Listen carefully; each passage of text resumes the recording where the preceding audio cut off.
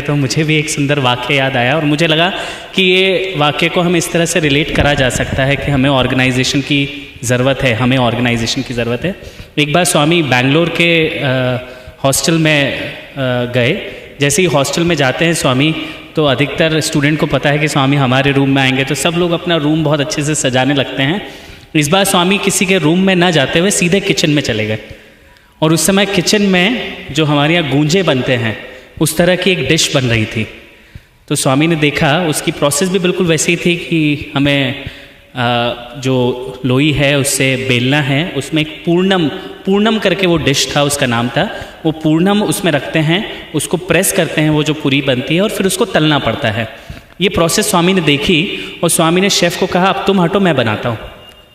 तो स्वामी ने लोई बनाई, लोई बना के उसको बेला, और बेलने के बाद उसमें पूर्णम रखने के बजाय उसको प्रेस कर दिया।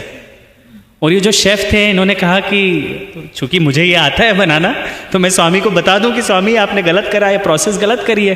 तो वो स्वामी को बोलने गए कि स्वामी वो आपने पूर्णम मतलब इतना बोलना था, और स्वामी ने कहा ए श्श। और स्वामी ने उसको बिना पूर्णम डाले उसको प्रेस करा और उसको जो कढ़ाई थी उसमें फ्राई करने के लिए डाल दिया। जब वो पूरा फ्राई हो गया, स्वामी ने उसको निकाला, ठंडा करा, और फिर वो शेफ़ को बुलाया और बोला इसको तोड़ो। अब जैसे ही शेफ़ ने उसको तोड़ा तो उसमें ऑलरेडी पूर्णम था।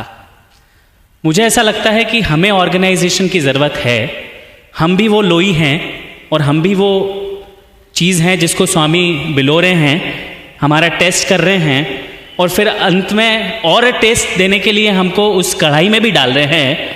बट स्वामी लास्ट में बोला कि whatever Swami touches will always be Purnam.